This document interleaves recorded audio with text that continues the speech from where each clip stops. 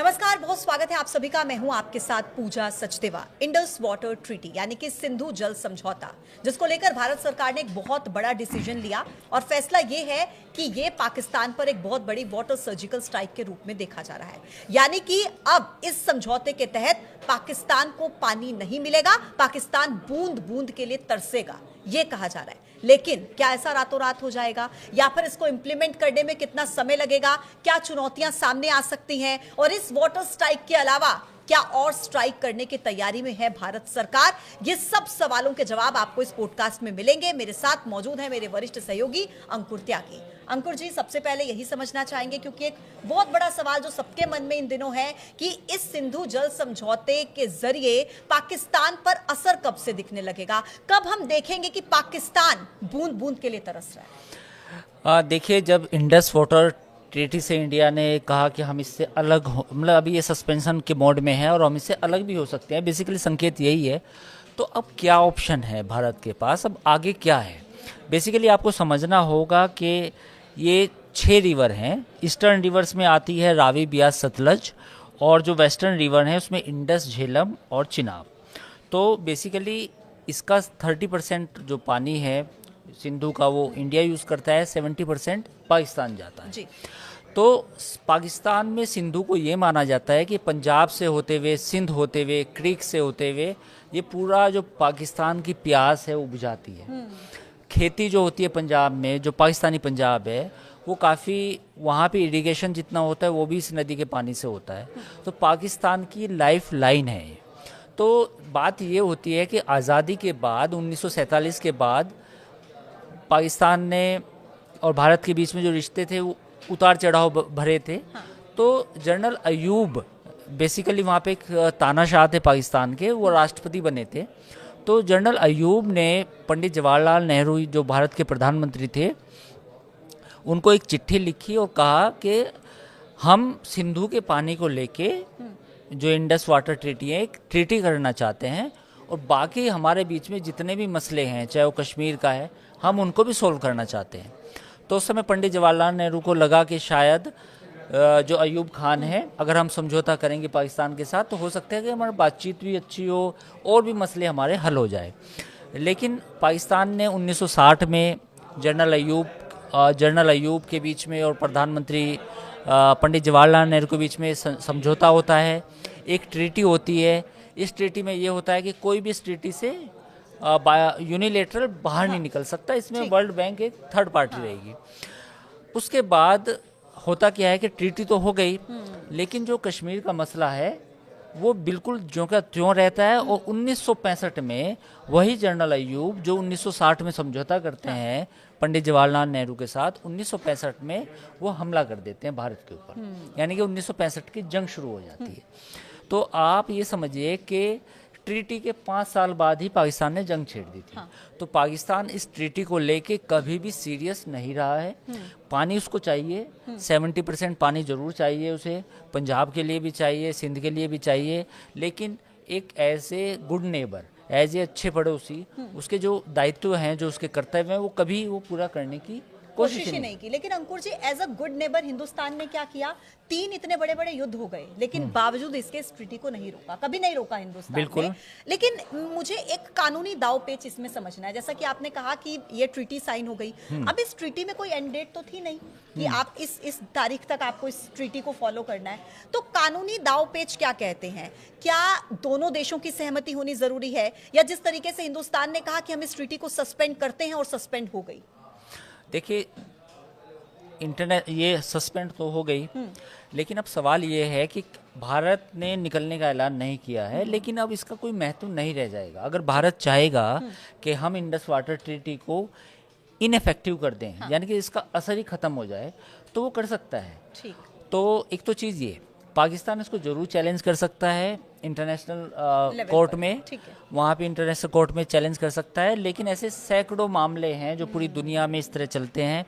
भारत ने जो चिट्ठी लिखी है, कल एक वो चिट्ठी मीडिया में सामने आई थी, उन्होंने बेसिकली वाटर रिसोर्स डिपार्टमेंट है भारत का, उसने पाकिस्तान को फॉर्मली इन्फॉर्म किया है और उस चिट्ठी में खास तौर पे लिखा है कि आप आतंकवाद को लेके, यानी क्रॉस बॉर्डर टेररिज्म को लेके आप बिल्कुल आपकी पॉलिसी बन चुकी है और आप भारत में दहशतगर्दी फैला रहे हैं, इसलिए हम अपनी सिक्योरिटी को देखते हुए इस ट्रीटी को एट अबेंस कर रहे हैं, यानी कि हम इस सिक्योरिटी को सस्पेंड कर रहे हैं। जी। तो इस ट्रीटी को हाँ। हाँ जी। तो ये जब ये सब हुआ तो अब ये मान के चलें कि पाकिस्तान हो हल्ला मचाएगा, इंटरनेशनल कोर्ट भी जा सकता है, लेकिन सवाल ये है लेकिन कि उसके हो हल्ले का असर क्या होगा? असर कुछ होने वाला नहीं है। अगर भारत ये फैसला कर लेगा कि हमें इस ट्रीटी को बिल्कुल नल एंड वॉइड करना है, जिसका कोई मतलब नहीं रह जाएगा, तो वो होके रहेगा। ठीक है। उसके लिए कोई डरने की जरूरत नहीं है। ठीक है अंकुर जी, एक सवाल जो मुझे लगता है कि इस वक्त जो भी हमें देख रहा है हर किसी के मन में होगा कि भाई आप इस ट्रीटी को अगर रोक रहे हैं तो फिर ये जो इतना सारा पानी है ये कहाँ जाएगा? क्योंकि हमें डैम्स की जरूरत होगी, जलाशयों की जरूरत होगी, रातों रात तो ये प्रक्रिया हो नहीं सकती। तो कहीं ऐसा ना हो कि हिंदुस्तान में बाढ़ जैसे हालात हो जाएं, क्या करेगी सरकार? बेसिकली सिंधु जब निकलती है लद्दाख से तो डैम चेक एक जगह है वहाँ पे, तो अगर हमें इसे रोकना है तो कहीं ना कहीं बांध तो बनाने पड़ेंगे। हाँ। और वो बांध कहाँ बनेंगे? वो बांध वहाँ से बनेंगे जहाँ से ओरिजिन है सिंधु का। तो जो डैम चेक है जो तिब्बत से बेसिकली ओरिजिन है, तो वहाँ उस इलाके में हमें डैम बनाने पड़ेंगे। उसके बाद जब ये नीचे आती है नदी, इसमें कुछ और ट्रिब्यूटरीज होती हैं जो सहायक नदियाँ वो भी मिलती हैं, वहाँ पे भी डैम बना सकते हैं। तो लेकिन ये सवाल ये है कि इतना डैम ऊंचाई पे बनाना काफ़ी टाइम लग सकता है उसमें और काफ़ी रिस्की भी है। हाँ।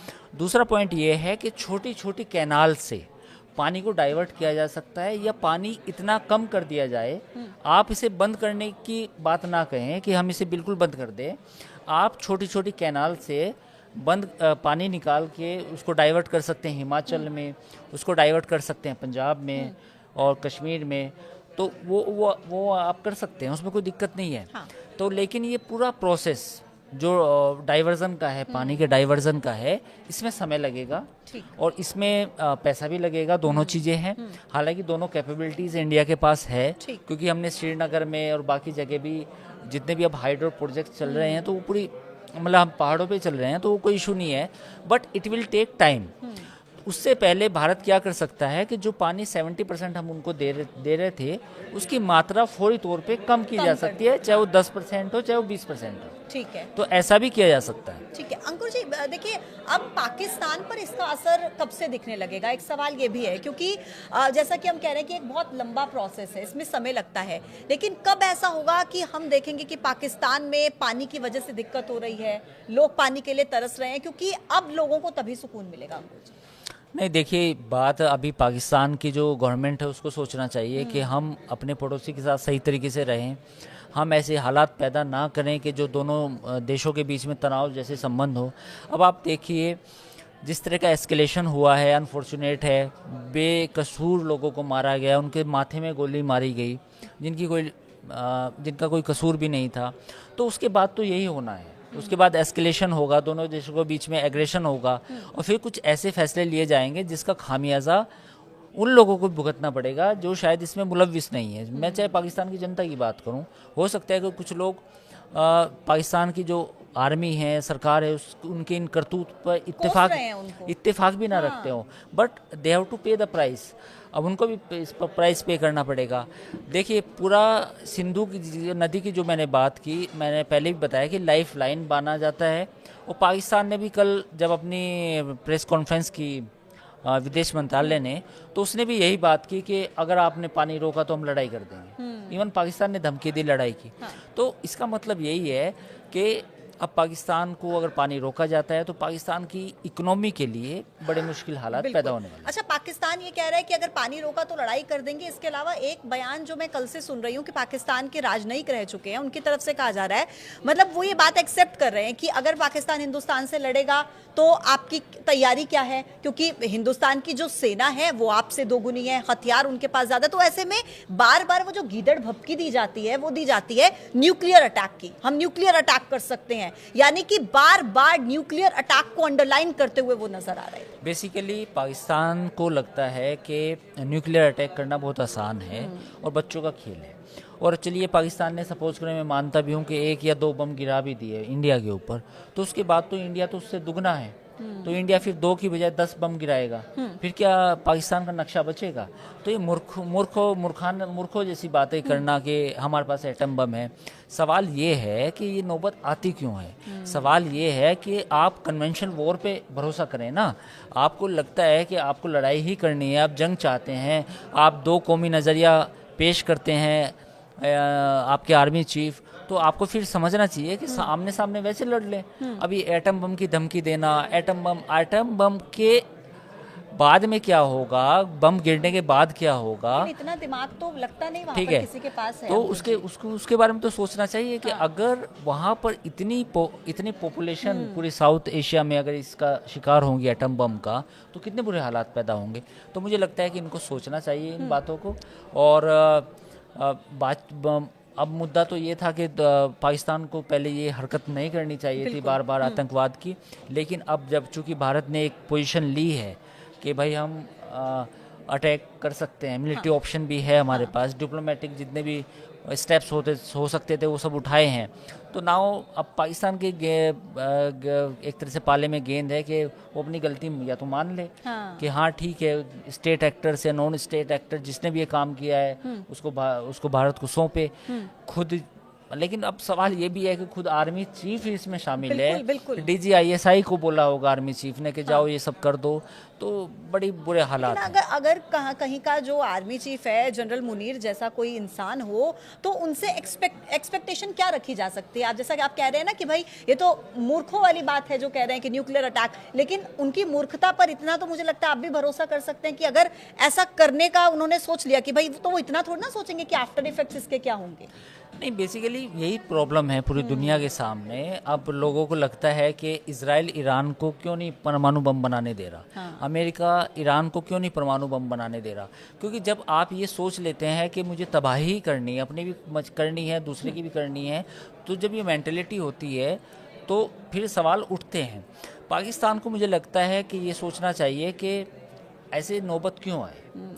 आपने पुलवामा किया, आपने उससे पहले उरी किया, उससे पहले अब ये पहलगाम हुआ, तो ये 3 बड़े बड़े इंसिडेंट हुए और आपको मालूम था कि इंडिया की अब पॉलिसी ये है कि अगर कोई इस तरह की टेररिस्ट अटैक होगा तो इंडिया विल रेस्पोंड। तो आपको सोचना चाहिए था कि इसके आफ्टर इफेक्ट्स क्या होंगे। तो मैं बहुत सारे इस तरह जो आपने देखा, मैंने भी ट्विटर पे एक्स पे बहुत सारे बयान देखे हैं फौजी जर्नल्स के, जो जर्नल हैं वहाँ के पाकिस्तान के, वो ऐसी लंबी लंबी छोटी छोटी बातें कर रहे हैं कि ये हो जाएगा, वो हो जाएगा, हम पाकिस्तान फर्स्ट यूज़ कर दे तो न्यूक्लियर अटैक का तो क्या होगा।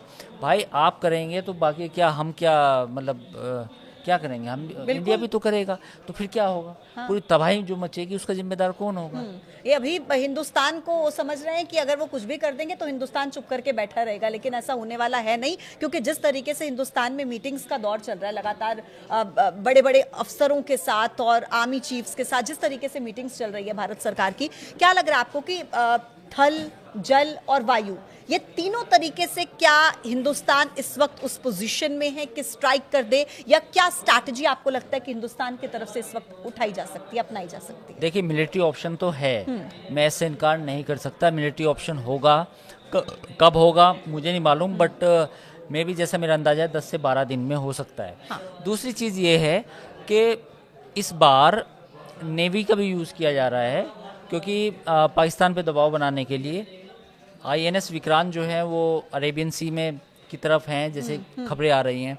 दूसरी बात यह है कि आज मैंने एक्स पे कुछ वीडियो भी देखे, पाकिस्तान की तरफ से भी आ रहा है कि पाकिस्तान अपनी आर्मी का जो मूवमेंट है वो बॉर्डर की तरफ कर रहा है, वेस्टर्न बॉर्डर की तरफ। हालांकि पाकिस्तान के लिए दिक्कत है, इस बार दिक्कत ये है कि जो ईस्टर्न बॉर्डर है वहाँ पे उसको बलूचिस्तान में BLA, TTP, तो ये जो ऑर्गेनाइजेशन है और तालिबान, इन तीनों से जूझना पड़ रहा है।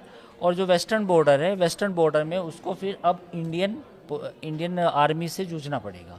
तो पाकिस्तान के लिए जो बार बार न्यूक्लियर की धमकी दे रहे हैं, उस धमकी का पीछे की कहानी यही है कि पाकिस्तान की आर्मी दोनों साइड से फंसी है। एक साइड से बलूचिस्तान लिबरेशन आर्मी है, TLP है, और दूसरी तरफ इंडियन आर्मी है।